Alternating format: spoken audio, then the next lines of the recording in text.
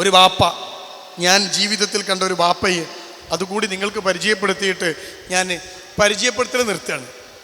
എന്നിട്ട് നമുക്ക് കുറച്ച് കാര്യങ്ങൾ കൂടി പറഞ്ഞ് അവസാനിപ്പിക്കാം. ഒരു വാപ്പ, ഈ ബാപ്പയും ഉമ്മയും എന്നെ കാണാൻ വരികയാണ്. ഈ ഉമ്മ 2 പെൺകുട്ടികളുടെ ഉമ്മയാണ്. 2 പെൺകുട്ടികളെ പെറ്റ് പ്രസവിച്ച് വലുതാക്കി കുട്ടികളൊക്കെ വലുതായപ്പോൾ 44-ാമത്തെ വയസ്സിൽ ഈ ഉമ്മ പ്രഗ്നൻ്റായി. അന്ന് ബാപ്പാക്ക് പ്രായം 56. ഉമ്മ പ്രസവിക്കുമ്പോൾ 44 വയസ്സാണ്. ബാപ്പാക്ക് പ്രായം 56. നിങ്ങൾ കണക്ക് കൂട്ടണം. 44-ാമത്തെ വയസ്സിൽ പ്രഗ്നൻ്റായി. ഉമ്മ പ്രഗ്നൻ്റ് ആണതിൻ്റെ മുമ്പ് ഉമ്മാൻ്റെ മൂത്ത മോള് പ്രസവിച്ചിന്. 2 വയസ്സുള്ള കുട്ടിയുണ്ട്. മൂത്ത മോക്ക് 2 വയസ്സുള്ള കുട്ടി ഉണ്ടായപ്പോഴാണ് ഉമ്മ പോലും അറിയാതെ അവിചാരിതമായി ഉമ്മ ഗർഭിണിയായത്. അറിഞ്ഞപ്പം തന്നെ 3-4 മാസമായി. 44 വയസ്സാ, പ്രഗ്നൻ്റ് ആവുമെന്ന് ആലോചിക്കില്ലല്ലോ. ഡോക്ടറെ കാണിച്ചപ്പം തന്നെ ഒരു അസ്വസ്ഥത തോന്നി. ഡോക്ടറെ കാണിച്ചപ്പം തന്നെ 4 മാസം കഴിഞ്ഞു, ഇനി ഒന്നും ചെയ്യാൻ വയ്യ, ഈ കുട്ടിയെ പ്രസവിക്കുക. ആ ഉമ്മ 44-ാമത്തെ വയസ്സിൽ കുഞ്ഞിനെ പ്രസവിച്ചപ്പോൾ കുട്ടി ആൺകുട്ടിയാണ്. 2 പെൺകുട്ടികളുള്ള ഉമ്മയാണ്. എല്ലാവരും ഉമ്മനോട് പറഞ്ഞു, നിങ്ങൾ ഭാഗ്യവതിയാണ്, നിങ്ങൾ അവസാന കാലത്ത് നോക്കാനൊരു ആൺകുട്ടിയായി, നിങ്ങൾക്ക് പടച്ചോൻ തന്നൊരു കനിയാണ്. പെൺകുട്ടികളൊക്കെ പറഞ്ഞു, ഉമ്മ സന്തോഷമായി, നിങ്ങൾ ഒറ്റപ്പെട്ടു പോകുമല്ലോ എന്ന് ഞങ്ങളൊക്കെ വിചാരിച്ചിരുന്നു. അങ്ങനെ 44 വയസ്സിൽ പെറ്റ് 46 വയസ്സ് വരെ പാല് കൊടുത്ത്, നിങ്ങൾ ചിന്തിക്കണേ, 30 വയസ്സിൽ പ്രസവിച്ച വേദന ഇതുവരെ നിങ്ങൾക്ക് മാറിയില്ല. അപ്പോഴാണ് 44 വയസ്സ് പ്രസവിക്കുന്ന ഈ പെണ്ണ്. 46 വയസ്സ് വരെ ഉമ്മ കുട്ടിക്ക് പാല് കൊടുത്തു. എന്നിട്ട് ആ കുട്ടിയെ, ആൺകുട്ടിയെ മിടുക്കനായിട്ട് ഏറ്റവും നല്ല സ്കൂളിൽ പറഞ്ഞു വെച്ച് വളർത്തി ചെക്കന് വയസ്സ് 16. അവൻ 10ാം ക്ലാസ്സിലെ പരീക്ഷ കഴിഞ്ഞ് നിൽക്കുന്നു. അവന് വയസ്സ് 16. ഉമ്മാക്ക് വയസ്സ് 60. ബാപ്പാക്ക് വയസ്സ് 72. നിങ്ങൾ കൂട്ടിക്കോ, 72 അല്ല, ഇനി കൂടുതലുണ്ടാവും. ബാപ്പാക്ക് വയ്യ, ഉമ്മാക്ക് ആവതില്ല. ഉമ്മാക്ക് തൈറോയിഡിൻ്റെ കംപ്ലൈൻ്റ് ഉണ്ട്, ഷുഗറുണ്ട്, ലേറ്റായി പ്രസവിച്ചത് കൊണ്ട് മൂത്ര സംബന്ധമായ പ്രശ്നങ്ങളുണ്ട്, അസ്വസ്ഥമാണ് ഉമ്മ. ബാപ്പാക്ക് വയ്യ. ആ ചെറുക്കനെ, 16 വയസ്സുള്ള ചെറുക്കനെ കൊണ്ട് ബാപ്പയും ഇൻ്റെ അടുത്ത് വരികയാണ്. ഒരു വൃത്തിയിട്ട ചെറുക്കൻ. ഉമ്മാനോട് പറയണത്, തള്ളെ അടങ്ങിന്നോട്ടാ. ഉമ്മാക്ക് മുണ്ടാൻ വയ്യ, 60 വയസ്സായി. ബാപ്പാനോട് പറയണത്, ഇന്നോട് കളിക്കാൻ വന്നാൽ കിട്ടുക. 72-74 വയസ്സുള്ള ബാപ്പാക്ക് എന്താ ചെയ്യാൻ പറ്റുക? ബാപ്പാൻ്റെ മസിലൊക്കെ ഇങ്ങനെ പ്ലിങ്. നിങ്ങളെ കുട്ടികൾ കളിക്കില്ലേ ഒരു സാധനം, എന്താ ആ സാധനം പോലത്തെ മസില, ചേക്ക ഇങ്ങനെ നല്ലോണം തിന്നാൻ കൊടുത്തിട്ടൊരു, നമ്മളൊക്കെ ഈ പെരുന്നാളിന് ഇറക്കാൻ കൊണ്ടുവന്ന പോത്തിക്കണോ നിൽക്കണത്. ബാപ്പ എന്ത് ചെയ്യും? ഉമ്മ എന്ത് ചെയ്യും?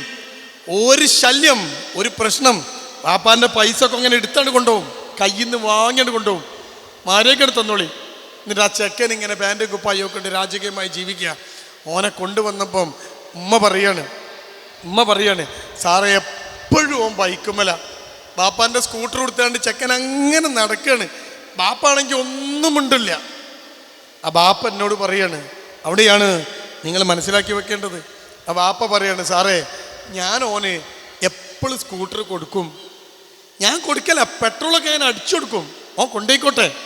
ഞാൻ ചോദിച്ചു, അതെന്തിനാ? അയിമ തീരുകയാണെങ്കിൽ അവിടെ തീർന്നോട്ടെ.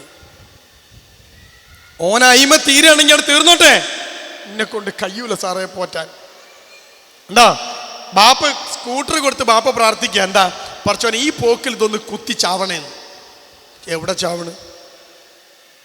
സ്വന്തം മക്കള് നമുക്ക് ജീവിതത്തിന് ഭീഷണിയായിക്കൊണ്ടിരിക്കുന്ന ഉത്തരാധുനിക കാലഘട്ടത്തിൽ ആർട്ടിഫിഷ്യൽ ഇൻ്റലിജൻസിൻ്റെ ലോകത്ത് ജീവിച്ചു കൊണ്ടിരിക്കുന്ന പ്രിയപ്പെട്ട രക്ഷിതാക്കൾ തിരിച്ചറിയുക, ലോകത്ത് ഇന്ന് ഏറ്റവും അധികം പ്രശ്നമുള്ളത്, ഭീഷണിയുള്ളത് മക്കളെ വളർത്തലിലാണ് എന്ന് നിങ്ങൾ ഓർക്കണം.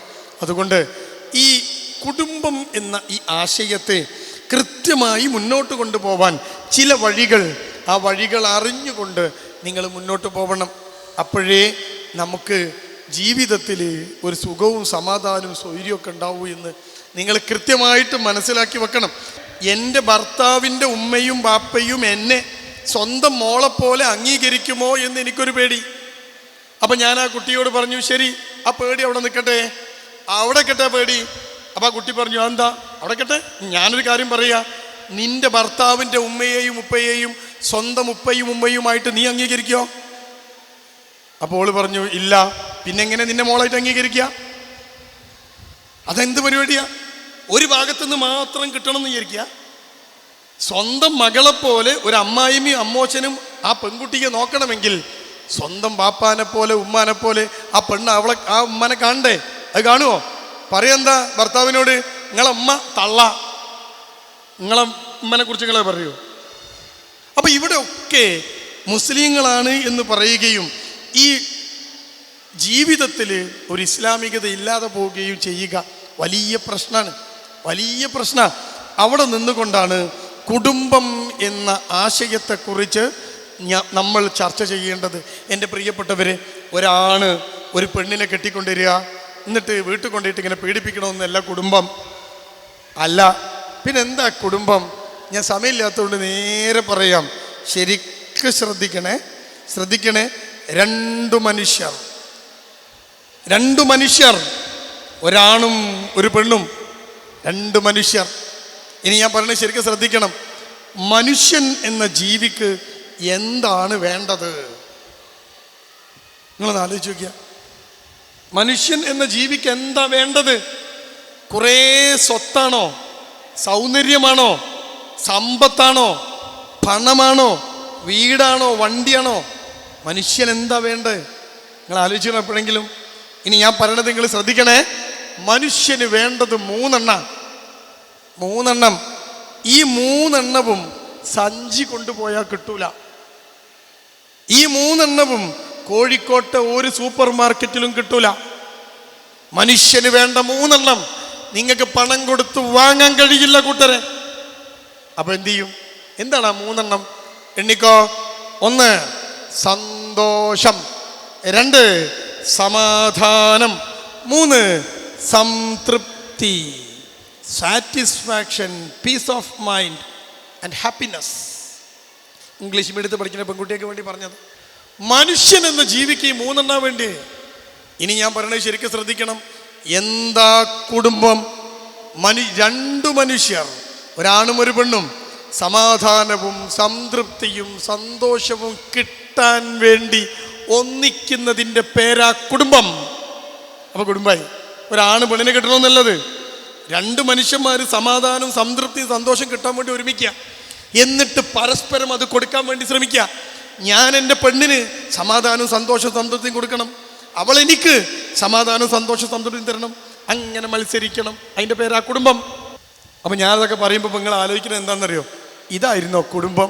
കല്യാണം കഴിഞ്ഞ് അന്ന് മുതൽ പോയ സാധനം അപ്പം നിങ്ങൾ എണ്ണിയത് അല്ലേ? കല്യാണം കഴിഞ്ഞ് ഉടൻ നഷ്ടപ്പെട്ടത് നിങ്ങൾ എണ്ണിയത്. നമ്മളൊക്കെ കുടുംബത്തിൻ്റെ അവസ്ഥകൾ ആലോചിച്ചിട്ടോ? കെട്ടി, മക്കളായി, പെട്ടു, ഇനി ഇങ്ങനെ പോട്ടെ, എന്നിട്ട് കൗൺസിലിങ്ങിന് വന്ന് പറയും, സാറേ മക്കളെ ആലോചിച്ചിട്ടാ. ഞാൻ പറഞ്ഞു, അല്ലെങ്കിലോ എന്നോ പിരിഞ്ഞിനി. എന്ത് കുടുംബം അത്? ഇതെന്ത് കുടുംബ? തിരിച്ചു പോവാൻ ഒരു വീടില്ലാതെ ഭർത്താവിനെ സഹിക്കുന്ന പെണ്ണുങ്ങൾ എത്ര ഉണ്ട് എന്നൊരു കേരളത്തിൽ. തിരിച്ചു പോകാൻ വീടില്ല, കെട്ടിച്ച് അയാളുടെ കൂടെ ജീവിച്ചു, 20 കൊല്ലം കഴിഞ്ഞു, ബാപ്പ മരിച്ചുപോയി, ഉമ്മ ആങ്ങളുടെ കൂടെ നിൽക്കുകയാണ്, ഭർത്താവിനെ ഒഴിവാക്കി ഈ പെണ്ണെങ്ങട്ടാ പോവുക? അപ്പോൾ ആ പെണ്ണ് ചിന്തിച്ചു, ഇനി പോവാൻ സ്ഥലമില്ല, അതുകൊണ്ട് ഇയാളും സഹിച്ചു ഇവിടെ കൂടുക. അങ്ങനെ സഹിക്കുന്ന സ്ഥലത്തിൻ്റെ പേരല്ല കൂട്ടരെ കുടുംബം. സമാധാനവും സന്തോഷവും സംതൃപ്തിയും കളിയാടുന്ന ഇടം കുടുംബം. ഇനി ഞാൻ പറയുന്ന 3 കാര്യങ്ങൾ കൂടി എൻ്റെ പ്രിയപ്പെട്ടവരെ ഓർത്തു വെക്കണം. കുടുംബം കുടുംബമാവാൻ കുടുംബബന്ധം എന്ന ഒരു സാധനമുണ്ട്. കുടുംബബന്ധം എന്നത് 3 ബന്ധങ്ങൾ ചേർന്നതാണ്, മറന്നു പോവരുത്.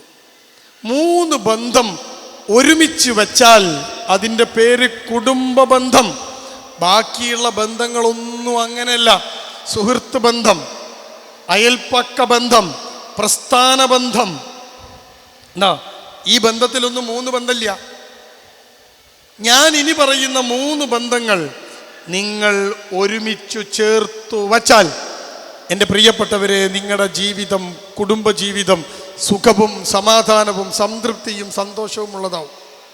ഏതൊക്കെയാണ് ആ 3 ഇനി ഞാനൊന്ന് ഓടിച്ചു പറയാം. ഒന്ന് ശാരീരിക ബന്ധം, 2 മാനസിക ബന്ധം, 3 ആത്മബന്ധം.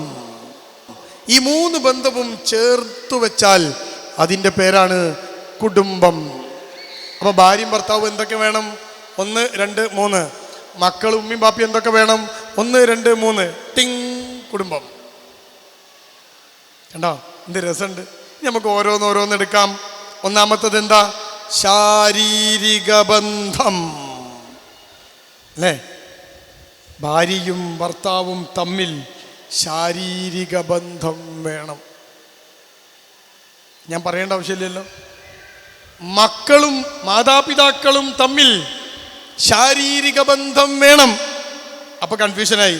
നിങ്ങൾ ഉദ്ദേശിച്ച ശാരീരിക ബന്ധമല്ല ഞാൻ ഉദ്ദേശിച്ചതെന്ന് മനസ്സിലായി അല്ലേ? അപ്പൊ എന്താ ഈ ശാരീരിക ബന്ധം എന്ന് പറഞ്ഞത്? എന്താ ഞാൻ പറഞ്ഞത്? ശാരീരിക ബന്ധം ശരീരം തൊടുക, തൊടാൻ പറ്റിയ ബന്ധം കുടുംബം മാത്രമേ ഉള്ളൂ. നമ്മളെ പെൺകുട്ടിയൊക്കെ പഠിപ്പിച്ചു കൊടുക്കണം. കോളേജിലൊക്കെ ഗേറ്റിൻ്റെ അവിടെ ഇങ്ങനെ നിൽക്കുക പെൺകുട്ടികൾ. ആൺകുട്ടികളോട് വരുമ്പോൾ അസ്സലാമു അലൈക്കും, പടച്ചോൻ്റെ പേരും പറഞ്ഞ് ഓനോട് കൈ കൊടുക്കുക. ഓൻ്റെ കൈ പിടിച്ച് കുളിക്കാൻ പറ്റുമോ? ഓനെ തൊടാൻ പറ്റുമോ? കൂടെ ചേർന്ന് നിന്ന് ഫോട്ടോ എടുക്കാൻ പറ്റുമോ?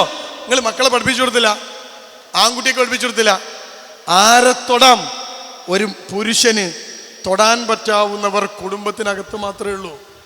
ഒരു പെൺകുട്ടിക്ക് തൊടാൻ പറ്റിയ ബന്ധം കുടുംബത്തിനകത്ത് മാത്രമേ ഉള്ളൂ. അപ്പം ആ കുടുംബത്തിനകത്ത് തൊട്ടുരുമ്മിയിരിക്കണം. പക്ഷെ നമ്മുടെ ജീവിതത്തിൻ്റെ അവസ്ഥ എന്താ? നിങ്ങൾക്ക് എല്ലാവരുടെ കയ്യിലും ഫോണാണ്. 30 വയസ്സ് കഴിഞ്ഞ 40ഉം 50ഉം വയസ്സുള്ള ഭാര്യയും ഭർത്താവും സ്വകാര്യമായി കൗൺസിലിങ്ങിന് വരും. എന്നിട്ട് ഞാനിങ്ങനെ എന്താ പ്രശ്നം എന്ന് ചോദിച്ചാൽ ഭർത്താവ് പറയും എനിക്ക് പ്രശ്നമൊന്നുമില്ല, ഭാര്യ പറയും എനിക്ക് നിങ്ങളോട് സ്വകാര്യമായിട്ട് സംസാരിക്കാനുണ്ട്. അപ്പം ഞാൻ ഭർത്താവിനെ പുറത്താക്കും. ഭാര്യയോട് ചോദിക്കുക എന്താ മോളെ പ്രശ്നം? ഉടനെ ഭാര്യ പറയും സാറേ ഇയാൾക്ക് എന്താണെന്നറിയില്ല, ഇന്നോടൊരു ഇൻട്രസ്റ്റ് ഇല്ല. അതിനർത്ഥം എന്താ നിങ്ങൾക്ക് പെണ്ണുങ്ങൾക്ക് മനസ്സിലായിണ്ടാവുമല്ലോ. ഇന്നോട് അയാൾക്കിപ്പോൾ ഒരു ഇൻട്രസ്റ്റ് ഇല്ല, എൻ്റെ അടുത്തേക്ക് വരില്ല, ബന്ധപ്പെടില്ല, എന്നെ ഒന്ന് കൂട്ടിപ്പിടിക്കുന്നില്ല, എന്നെ കാണുമ്പോൾ അയാൾക്ക് ഒരു രസം തോന്നില്ല. എന്താ കാരണം? അയാളെ ഫോണിൽ ലോകത്തുള്ള സകല പെണ്ണുങ്ങൾ ഉടുക്കാത്ത കാണുകയാണ്. പിന്നെ ഇപ്പം നിങ്ങളെ കണ്ട അയാൾക്ക് വലിയ ഇഷ്ടം തോന്നുമോ? എന്നിട്ട് പിന്നെ സ്വന്തം കെട്ടിയോളെ കാണുമ്പം കിടന്നുറങ്ങാനല്ലാതെ എന്തിനേയും തോന്നുമോ? നിങ്ങൾ പറയും. ഇനി മക്കളോ? ആ മക്കളോടും ഭർത്താവിനോടും ഭാര്യയോടുമൊക്കെ ശാരീരിക ബന്ധം വേണം. ശാരീരിക ബന്ധമുണ്ടാവാൻ വൃത്തി വേണം, വെടിപ്പ് വേണം. അപ്പോഴല്ലേ ഒരാളെ അടുക്കാൻ തോന്നുള്ളൂ. ഞാനിങ്ങനെ ഒരു വൃത്തിയില്ലാതെ വന്നാൽ നിങ്ങൾക്ക് ആർക്കെങ്കിലും എൻ്റെ അടുത്തേക്ക് വരാൻ തോന്നുമോ? വൃത്തി, വെടിപ്പ് ആർക്ക്? പെണ്ണിനും ആണിനും. ഇനി ഞാൻ ചോദിക്കട്ടെ, സ്ത്രീകളോട് ആദ്യത്തെ ചോദ്യം, ഇപ്പെട്ട ഡ്രസ്സ് നിങ്ങൾ ആരെങ്കിലും വീട്ടിൽ നിന്നിടല്ലോ? ഉള്ളവരുന്ന് കൈപൊക്കി. ഇപ്പെട്ട ഡ്രസ്സ് വീട്ടിൽ നിന്നിടല്ലോ? കൈപൊക്കി. ഇടല്ലോ? ഇപ്പെട്ട ഡ്രസ്സ് വീട്ടിൽ നിന്നിടല്ലോ? നിങ്ങൾക്ക് മാറ്റാൻ സമയം കിട്ടിയില്ലേ? രാവിലെ വന്നപ്പോൾ മാറ്റാൻ സമയം കിട്ടിയിട്ടുണ്ടാവില്ല അല്ലേ? ആരെങ്കിലും ഇപ്പെട്ട ഡ്രസ്സ് വീട്ടിൽ നിന്നിടല്ലോ? ആണുങ്ങൾ ഇപ്പെട്ടത് ആരെങ്കിലും വീട്ടിൽ നിന്നിടല്ലോ? ഇല്ല. ഉണ്ടോ? വീട്ടിൽ നിന്നിടല്ലോ? ആ ശരി ശരി. വീട്ടിൽ നിന്ന് എന്താ ഇടല്? ഇപ്പെട്ട ഡ്രസ്സ് തിരുമ്പി തിരുമ്പി തിരുമ്പി തിരുമ്പി നരച്ച് അതിൻ്റെ ഭംഗിയൊക്കെ പോയി 2 ഓട്ടക്കായ പിന്നെ ഇവിടുന്നിടും പൊരേന്ന്. അപ്പോൾ പൊരേന്ന് എന്താ ഇടുക? ചീഞ്ഞ്. പുറത്തേക്ക് ഇറങ്ങുമ്പോഴോ നല്ല. റസൂൽ എന്താ പഠിപ്പിച്ച്? ഖുർറത അയുൻ റബ്ബന ഹബ് ലനാ മിൻ അസ്വാജിന വദുരിയാതിന ഖുർറത അയുൻ വജഅൽനാ ലിൽ മുത്തഖീന ഇമാമ. ഖുർറത അയുൻ എന്ന് പറഞ്ഞാൽ കൺകുളിർമാന്ന. നമ്മൾ പൊരേക്കാണ് കയറി വരുമ്പോൾ എന്നെ പെണ്ണിനെ കണ്ടേണ്ട് ഹൈവ അടിപൊളിയാണല്ലോ. അപ്പം നമ്മുടെ ഭംഗി, കണ്ണെഴുതേണ്ടത്, സ്പ്രേ അടിക്കേണ്ടത്, ഭംഗിയുള്ള വസ്ത്രം ധരിക്കേണ്ടത് ആയിരിക്കാ? സൈഡ് ഓപ്പൺ ചുരിദാർ വീട്ടിൽ നിന്നാടണ്ടേ? നിങ്ങൾ നാട്ടിൽ ഇറങ്ങുമ്പോൾ അത് ഇടുക. ഓപ്പൺ ആക്കി ആർക്ക് വേണ്ടിയാ? ആണുങ്ങളോ? വെള്ളത്തുണി, വെള്ളക്കുപ്പായം, വെള്ളച്ചെരുപ്പ്. അയാൾക്ക് നാട്ടിലൊക്കെ എന്തൊരു പേരാണെന്നറിയോ? ഇയാൾ പുരേക്കാണ്ട് വന്നാലോ ഒരു കള്ളിത്തുണി. ബംഗാളികളും കൂടി ഇപ്പോൾ പാൻറ് ഇട്ടിട്ടാണ് പണിയെടുക്കുക. അയാളെ കണ്ട ഭാര്യയ്ക്ക് എന്തെങ്കിലും തോന്നലുണ്ടോ? ഉണ്ടോ? പുറത്തിറങ്ങുമ്പോൾ ആൾക്കാർ ബഹുമാനിക്കും. ആ നിങ്ങൾ വന്നാ ചോദിക്കുക എന്താ നല്ല പാൻറ്റും കുപ്പായം കിട്ടണ്? അകത്തോ ചീഞ്ഞതും നാറിയതും ഒരുമാതിരി കോലത്തിലാ പുരയിൽ നിൽക്കുക. പിന്നെ എങ്ങനെയാ ശാരീരികമായ ബന്ധം? മക്കൾക്കും ഭർത്താവിനും ഒക്കെ ഉണ്ടാവുക? നിങ്ങൾ ചിന്തിച്ചോ. രണ്ടാമത്തെ എന്താ ഞാൻ പറഞ്ഞത്? അതിൻ്റെ പേരാണ് മാനസിക ബന്ധം. എന്താ? എങ്ങനെ ഉണ്ടാവുക? ഒരു ദിവസം രാവിലെ 9:30 മണിക്കാണ് എനിക്ക് കോളേജ്. ഞാൻ വീട്ടിൽ നിന്ന് 9 മണിക്ക് ഇറങ്ങും. രാവിലെ 7:30 മണിയായപ്പോൾ എൻ്റെ ഫോണ് ബെല്ലടിക്കുന്നു. ഞാൻ എടുത്ത് ഹലോ പറഞ്ഞപ്പോൾ എന്നോട് പറഞ്ഞു ഇത് സ്റ്റേഷൻ എന്നാണ്, ഫറോക്ക് പോലീസ് സ്റ്റേഷൻ എന്നാണ്. ഞാൻ ചോദിച്ചു എന്താ പറ്റിയ രാവിലെ തന്നെ? സാർ എപ്പോഴാണ് കോളേജിൽ പോവുക എന്നാ ചോദ്യം. ഞാൻ പറഞ്ഞു ഞാൻ 9 മണിയാകുമ്പോൾ ഇറങ്ങും, കുറച്ച് നേരത്തെ ഇറങ്ങാൻ പറ്റുമോ? ഞാൻ ചോദിച്ചു എന്തു പറ്റി? സ്റ്റേഷനിലേക്കൊന്ന് വരുമോ? ഇവിടെ ചെറിയൊരു പ്രശ്നം, അതൊന്ന് സംസാരിക്കാൻ വേണ്ടിയിട്ടാണ്, ഒന്ന് വരുമോ? എൻ്റെ ഭാര്യ ദോശ ഉണ്ടാക്കണേ ഉള്ളൂ. ഉണ്ടാക്കണ ദോശ 2 വാങ്ങി തിന്ന് വേഗം കുളിച്ച് മാറ്റി ഒരു 8 മണിയായപ്പോഴേക്ക് ഞാൻ സ്റ്റേഷനിലെത്തി. കാണുന്ന കാഴ്ച, രാവിലെ സുബൈക്ക് ഒരു പെൺകുട്ടി വീട്ടിൽ നിന്ന് ഇറങ്ങിയിട്ട് സ്റ്റേഷനിൽ വന്നിന്. പെൺകുട്ടി സ്റ്റേഷനിലെത്തിന്. ആ കുട്ടിക്ക് 20 വയസ്സാണ്. ഓൾ സ്റ്റേഷനിൽ വന്നിട്ട് SIനോട് പറഞ്ഞു എനിക്ക് സംരക്ഷണം വേണം. SI ചോദിച്ചു എന്താ പ്രശ്നം? എന്നെ തിരുവനന്തപുരത്തുള്ള ഒരു ചെക്കനോട് ഞാൻ പ്രേമത്തിലാണ്, അവൻ എന്നെ കൂട്ടാൻ വേണ്ടി വരുന്നുണ്ട്. ട്രെയിൻ ഇത്തിരി ലേറ്റാണ്, രാവിലെ എത്തേണ്ട ട്രെയിൻ 7:30-8 മണി കഴിയും ഫറോക്ക് എത്താൻ. അപ്പോൾ എനിക്ക് അതുവരെ ഇവിടെ അഭയം വേണം. SI ആ പെൺകുട്ടീനെ അവിടെ ഇരുത്തി. പാപ്പാൻ്റെ നമ്പർ വാങ്ങി വിളിച്ചു. പാപ്പയും കൂട്ടരൊക്കെ സ്റ്റേഷനിലെത്തി. ആകെ പ്രശ്നം, കലുഷിതം. 7:30 മണിയാകുമ്പോൾ ഫറോക്ക് സ്റ്റേഷനിൽ ട്രെയിൻ ഇറങ്ങിയ ചെക്കൻ ഒരു ഓട്ടോ പിടിച്ച് അവൻ്റെ 2 ഫ്രണ്ട്സുമായിട്ട് സ്റ്റേഷനിൽ വന്നു. ഞാൻ ആ പിയാപ്പിള, എൻ്റെ കൂടെ വരേണ്ടത്, എൻ്റെ ആധാർ കാർഡ്, എനിക്ക് വയസ്സ് 23, അവൾക്ക് വയസ്സ് 20. പോലീസുകാരനൊന്നും ചെയ്യാൻ പറ്റൂല. ഈ പോലീസുകാരൻ കുറേ പറഞ്ഞിട്ടൊന്നും നമുക്ക് മനസ്സിലാവില്ല. അങ്ങനെയാണ് എന്നെ വിളിച്ചത്. പോലീസ് സ്റ്റേഷൻ്റെ അകത്ത് ഒരു മേശയും കസേരയിട്ട് അവിടെ ഈ പെൺകുട്ടിയോട് ഞാൻ സംസാരിക്കുമ്പോൾ ചോദിച്ചു, മോളെ എത്ര കാലമായി ഈ പ്രേമം? ആ കുട്ടി പറയുക 6 മാസം. 6 മാസം. ഞാൻ ചോദിച്ചു നീ ഇവനെ കണ്ടിട്ടുണ്ടോ? അവൾ പറഞ്ഞു ഞാൻ ആദ്യമായിട്ട് അവനെ കാണുന്നത് ഇപ്പോഴാണ്, സ്റ്റേഷനിലാണ്. അപ്പം 6 മാസമായിട്ട് അവർ കണ്ടിട്ടില്ല. ഞാൻ ആദ്യം കാണുന്നത് ഈ സ്റ്റേഷനിലാണ്. ഇനി നിങ്ങൾ ചിന്തിച്ചു നോക്ക്, ഈ പെൺകുട്ടിയോട് ഞാൻ ചോദിച്ചപ്പോൾ ഈ പെൺകുട്ടി പറയുകയാണ് സാറേ ഞങ്ങൾക്ക് പിരിയാൻ കഴിയൂല, കാരണം ഞങ്ങൾ അത്രക്ക് മനസ്സ് അടുത്തുപോയി. ഞാൻ ആ പെൺകുട്ടീൻ്റെ വാക്കാ പറഞ്ഞത്. ഞങ്ങൾ മനസ്സ് അടുത്തുപോയി, ശരീരം അടുത്തിട്ടില്ല, ഞങ്ങൾ ഇതുവരെ കണ്ടിട്ടില്ല, പക്ഷെ ഞങ്ങളുടെ മനസ്സ് അത്രക്ക് അടുത്തുപോയി, ഇനി ഒരിക്കലും അത് അകറ്റാൻ കഴിയില്ല. അതുകൊണ്ട് സാറ് വെറുതെ സമയം പോക്കണ്ട എന്നാണ് ആ പറഞ്ഞതിൻ്റെ അർത്ഥം. ഇനി അതവിടെ കട്ടെ. ഇനി നിങ്ങൾ പറ, 6 മാസമായി ഇൻസ്റ്റഗ്രാമിലൂടെ പ്രേമിക്കുന്ന ഒരു പെണ്ണും ആണും തമ്മിൽ മനസ്സ് അടുത്തു പോവാൻ എന്തായിരിക്കും കാരണം? വരട്ടെ, മറുപടി വരട്ടെ. എന്തായിരിക്കും? അവർ എന്തായി? സംസാരിച്ചു. അപ്പം മനസ്സടുക്കാനുള്ള മരുന്നിൻ്റെ പേരെന്താ? വേഗം പറയാൻ നിർത്തട്ടെ. എന്താ? സംസാരം. ഇനി ഭാര്യമാരോട് ഭർത്താവുങ്ങളോട് എത്ര സമയം സംസാരിക്കാറുണ്ട്? നിങ്ങളൊന്ന് ഫോൺ എടുത്ത് നോക്കിയാൽ ഭർത്താവിനെ വിളിച്ചാലോ എന്താടി പച്ചമുളകില്ല, പിന്നെന്താ വേണ്ടിയേ? തക്കാളി, പിന്നെ ഉള്ളി, ഠിം അല്ലേ? വേറെ ആരെയും വിളിച്ചാലോ, ഫ്രണ്ട്സ് വിളിച്ചാലോ ഒരു 5 മിനിറ്റ് മിനിമം ഉണ്ടാവും അല്ലേ? ഉണ്ടാവും. നിങ്ങൾ സംസാരിക്കലുണ്ടോ? ഭർത്താവ് പറയും ഉണ്ടാക്കുക എന്നല്ലേ, മുണ്ടിയ കച്ചറാവും അല്ലേ? അപ്പം ഉണ്ടാക്കുക. എൻ്റെ പ്രിയപ്പെട്ടവരെ, മനസ്സ് അടുക്കാൻ സംസാരിച്ചേ പറ്റൂ. മക്കളോട് സംസാരിച്ചാൽ മക്കളും നിങ്ങളും മനസ്സടുക്കും. ഭാര്യയും ഭർത്താവും സംസാരിച്ചാൽ മനസ്സടുക്കും. എങ്ങനെ സംസാരിക്കണം? സംസാരിക്കുമ്പോൾ ശ്രദ്ധിക്കണം. പോസിറ്റീവായി, സപ്പോർട്ടീവായി, മയത്തിൽ. മക്കളോട് അമ്മായിമ്മനെ തല്ലാൻ പറ്റൂല, നാത്തൂമാരെ തല്ലാൻ പറ്റൂല, ഭർത്താവിനെ തല്ലാൻ പറ്റൂല. ഇവർക്കൊക്കെ കൊടുക്കാനുള്ള തല്ല് നമ്മളെടുത്തുണ്ട്. ഈ തല്ലെല്ലാം കൂടി നമ്മൾ ആർക്കാ കൊടുക്കുക? ഈ ദേഷ്യക്കാരോടാ കാണിക്കുക? മക്കളോട്. എങ്ങനെ മക്കളെന്നാവുക? അപ്പം നിങ്ങൾ ചിന്തിക്കേണ്ട വിഷയം ശാരീരികമായ ബന്ധം, മാനസിക ബന്ധം ആത്മബന്ധം. എന്താ സാധനം? ആത്മബന്ധം എന്ന് പറഞ്ഞാൽ എന്താ സാധനം? നിങ്ങളെന്താ വിചാരിച്ചേ? ഞാൻ ഒരു ചോദ്യം കൂടി ചോദിക്കാം. ഭർത്താക്കന്മാരോടാണ് ചോദ്യം. ഇനി ഞാൻ ചോദിക്കുന്ന ചോദ്യം ഒരിക്കലെങ്കിലും കേൾക്കാത്ത ഒറ്റ ഭർത്താക്കന്മാർ ഇതിലുണ്ടാവില്ല. ഇനി ഞാൻ പറയുന്ന ചോദ്യം ഒരിക്കലെങ്കിലും കേൾക്കാത്ത ഭർത്താക്കന്മാരുണ്ടാവില്ല. ഈ ചോദ്യം പറയട്ടെ. ഞാൻ മരിച്ച നിങ്ങൾ വേറെ കെട്ടുവോ? എന്താ നിങ്ങൾക്കൊക്കെ ഒരു കള്ളത്തരം? ഭാര്യ മരിച്ച നിങ്ങൾ വേറെ കെട്ടുവോ? ഇല്ലേ? ഒരു പ്രകാശം മാഷ് ഉണ്ടായിരുന്നു.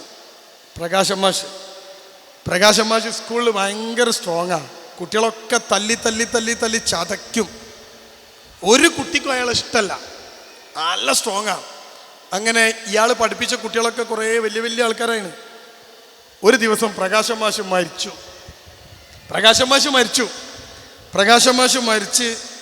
2 ദിവസം കഴിഞ്ഞപ്പോഴാണ് ഒരു ചെക്കൻ പ്രകാശം മാഷ് മരിച്ചു എന്ന് അറിഞ്ഞത്. അയാൾ ഉടൻ തന്നെ പ്രകാശം മാഷ വീട്ടിലേക്ക് വിളിച്ചു. ഭാര്യ ഫോൺ എടുത്തു, സങ്കടത്തിലാണ്. ഭാര്യ ഫോൺ എടുത്തോ പറഞ്ഞു, പ്രകാശം മാഷ വീടല്ലേ? അപ്പോൾ ഈ ഭാര്യ പറഞ്ഞു, അതെ. പ്രകാശം മാഷ് ഉണ്ടോ? അപ്പോൾ ഈ ഭാര്യ പറഞ്ഞു, പ്രകാശം മാഷ് മരിച്ചുപോയി. അപ്പോൾ ആ ചെക്കൻ പറഞ്ഞു, ഓ തന്നെ. ഫോൺ വെച്ചു. ഒരു 10 മിനിറ്റ് കഴിഞ്ഞപ്പോൾ പിന്നെയും വിളിച്ചപ്പോൾ ഈ പെണ്ണ് ഫോൺ എടുത്തിട്ട് പറഞ്ഞു, പ്രകാശം മാഷ് ഉണ്ടോ? അപ്പോൾ ആ പെണ്ണ് പറഞ്ഞു, പ്രകാശം മാഷ് മരിച്ചുപോയി. അവൻ ഫോൺ വെച്ചു. 10 മിനിറ്റ് കഴിഞ്ഞപ്പോൾ പിന്നെയും വിളിച്ചു. 4-5 തവണ ഒരേ വിളിച്ചപ്പോൾ ആ ഭാര്യ ചോദിച്ചു, എടോ എന്നോടല്ലേ ഞാൻ പറഞ്ഞത് പ്രകാശം മാഷ് മരിച്ചു എന്ന്, പിന്നെയും ഈ എന്തിനങ്ങനെ വിളിക്കണേന്ന് ചോദിച്ചപ്പോൾ ആ ചെക്കൻ പറഞ്ഞു, ഒന്നുമില്ല, പ്രകാശം മാഷ് മരിച്ചു എന്ന് കേൾക്കുമ്പോൾ ഒരു സുഖം, അപ്പം ഞാൻ പിന്നെയും വിളിച്ചതാണ്. അതേമാതിരി ഭാര്യ മരിച്ചു എന്ന് കേട്ടപ്പോൾ എൻ്റെ ഒരു സുഖം ഉണ്ടാവും ഇല്ലേ? അത് മരിച്ചു നോക്കിയാൽ അറിയാം വിവരം ഉണ്ടോ? ഏതായാലും ഭാര്യ മരിച്ചാൽ വേറെ കെട്ടുമോ? ധൈര്യമില്ല. ഇനി പെണ്ണുങ്ങളോട് ചോദിക്കുക, നിങ്ങൾ മരിച്ചവർ വേറെ കെട്ടുമോ? കെട്ടൂല. സകല പൂതി നിങ്ങൾ തീർത്തുണ്ട് അല്ലേ? ഇനി ഒന്നിനെ കെട്ടാനുള്ള പൂതി ഉണ്ടാവില്ല. എങ്ങനെ കെട്ടുമോ?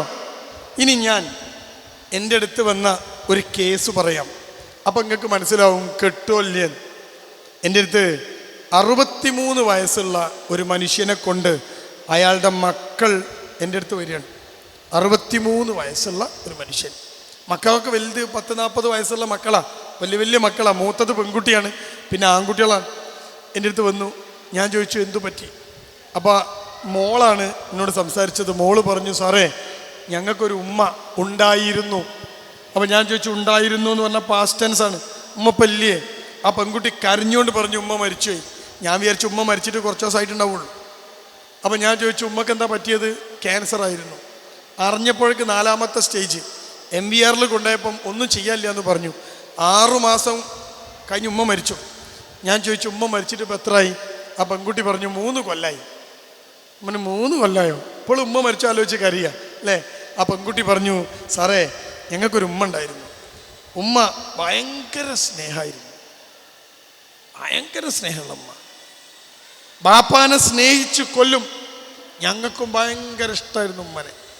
ആ ഉമ്മ മരിച്ചുപോയി. ബാപ്പ ഒറ്റക്കാണ്. അങ്ങനെ ഈ മക്കള് ബാപ്പാനെ പൊന്നുപോലെ നോക്കും. എന്നാലും ഭാര്യ നോക്കുന്ന പോലെ ആവില്ലല്ലോ. മക്കളെല്ലാവരും കൂടി ചേർന്നൊരു തീരുമാനം എടുത്തു, 60 വയസ്സ് പ്രായമുള്ള ബാപ്പാനെ ഒരു കല്യാണം കൂടി കഴിപ്പിക്കാം. അങ്ങനെ മൂത്ത മകൻ ബാപ്പാൻ്റെ അടുത്ത് വന്ന് പറഞ്ഞു, ബാപ്പ ഒരു കല്യാണം കഴിക്കണം. ഉമ്മ മരിച്ച 1 കൊല്ലം കഴിഞ്ഞിട്ടാ ബാപ്പാനോട് പറയണേ.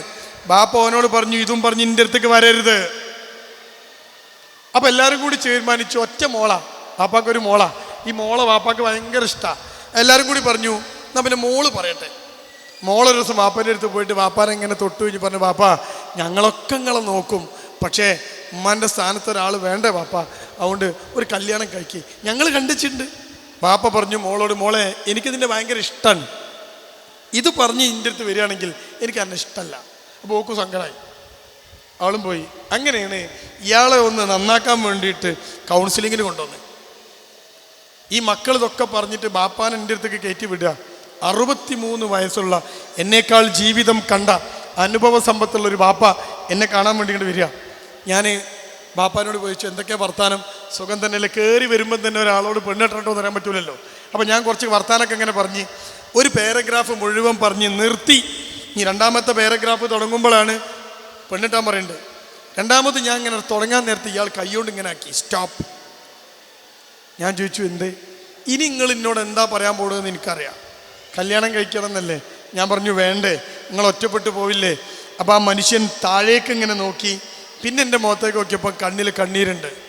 എന്നിട്ട് എന്നോട് പറയാണ്, സാർക്കറിയോ 16 വയസ്സ് ഉള്ളപ്പോഴാണ് അവൾ എൻ്റെ കൈ പിടിച്ച് എൻ്റെ ജീവിതത്തിലേക്ക് വന്നത്. അവൾക്കന്ന് 16 വയസ്സാ. ആ 16 വയസ്സ് മുതൽ മരിക്കുന്നവരെ എൻ്റെ ഭാര്യ എന്നെ സ്നേഹിച്ചിട്ടേ ഉള്ളൂ. അത്രക്ക് സ്നേഹിച്ചു. ഞങ്ങൾ തമ്മിൽ ഇന്ന് വരെ ഒരു പ്രശ്നം ഉണ്ടായിട്ടില്ല. എൻ്റെ കൂടെ ചേർന്ന് നിന്നു എൻ്റെ പ്രിയപ്പെട്ട പെണ്ണ്.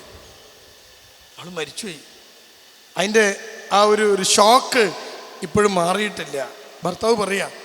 എന്നിട്ട് അയാൾ എൻ്റെ മുഖത്ത് നോക്കി ഉറച്ച ശബ്ദത്തിൽ പറഞ്ഞു, സാറേ, എൻ്റെ ഭാര്യ കിടന്ന എൻ്റെ ബെഡുണ്ടല്ലോ, ആ സ്ഥലത്ത് ജീവിതത്തിൽ ഒരിക്കലും മറ്റൊരു പെണ്ണിനെ ഞാൻ കിടത്തൂല. അവള് നിന്നിടത്ത് ഞാനൊരു പെണ്ണിന് സ്ഥാനം കൊടുക്കൂല. എൻ്റെ ജീവിതം വരെ എൻ്റെ പെണ്ണ് അവള് മാത്ര. എത്ര കഷ്ടപ്പെട്ടാലും ഞാൻ ഇനി ഒരു കല്യാണം കഴിക്കൂല. അപ്പം ഞാൻ എന്താ ഞാനോട് പറയാ? ഇതിൻ്റെ പേരാണ് ആത്മബന്ധം എന്ന്. എന്നിട്ട് അയാൾ പറഞ്ഞു, ഞാൻ പ്രാർത്ഥിക്കുന്നുണ്ട്. എൻ്റെ പെണ്ണുങ്ങൾ ഭയങ്കര നിസ്കാരമായിരുന്നു, കുറേ ഖുർആൻ ഓതും, അവൾ സ്വർഗത്തിലായിരിക്കും.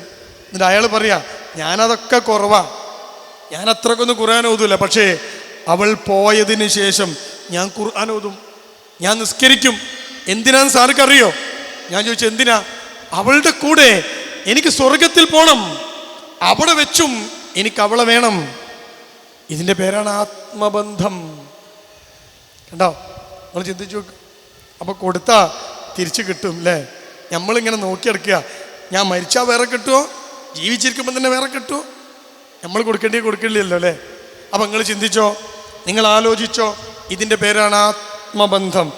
ഇറങ്ങുമ്പോൾ അയാൾ ഇന്നിങ്ങനെ കൈ ഇങ്ങനെ കൂപ്പിയിട്ട് പറഞ്ഞു, സാർക്ക് പറ്റുമെങ്കിൽ എൻ്റെ മക്കളോട് പറയണം, ഇത് പറഞ്ഞ് എന്നെ ശല്യപ്പെടുത്തരുത് എന്ന്. എൻ്റെ ഭാര്യ എൻ്റെ കൂടെ ഇപ്പോഴും ഉണ്ട്, ശരീരം മാത്രം സാറേ പോയത്, അവൾ എൻ്റെ കൂടെയുണ്ട്, പിന്നെ എങ്ങനെയാണ് ഞാൻ വേറൊരു പെണ്ണിനെ പിടിച്ച് കൂടെ കിടത്തുക എന്ന് ചോദിച്ചൊരു മനുഷ്യൻ. ആ മനുഷ്യനും ആ പെണ്ണും തമ്മിലുള്ള ബന്ധത്തിൻ്റെ പേരാക്കൂട്ടരെ ആത്മബന്ധം എന്നത്.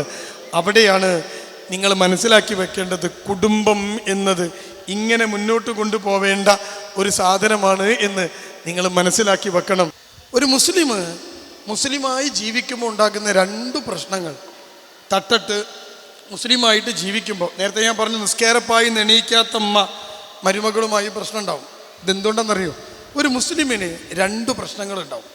ഒന്ന്, പിശാച് അവനെ വിടാതെ പിന്തുടരും. 2, അള്ളാൻ്റെ പരീക്ഷണം ഉണ്ടാവും. നമ്മൾ ബക്രീദ് കഴിഞ്ഞ് നിൽക്കുകയാണ്. ഏറ്റവും കൂടുതൽ പരീക്ഷണങ്ങൾ ജീവിതത്തിൽ നേരിട്ട മനുഷ്യൻ്റെ പേര് ഇബ്രാഹിം അലൈഹിസ്സലാം എന്നാണ്. ഉണ്ടോ? റബ്ബിന് ഏറ്റവും ഇഷ്ടപ്പെട്ടവരെ റബ്ബ് പരീക്ഷിക്കും എന്ന് പഠിച്ചവരാ നമ്മൾ. പിശാച് വട്ടട്ട് പറക്കും.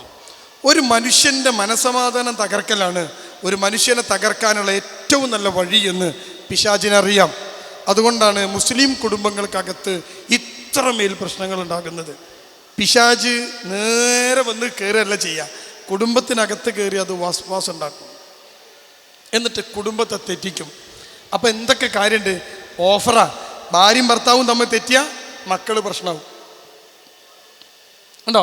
മക്കൾക്ക് സമാധാനം ഉണ്ടാവില്ല, അവർ വേറെ വഴി നോക്കും.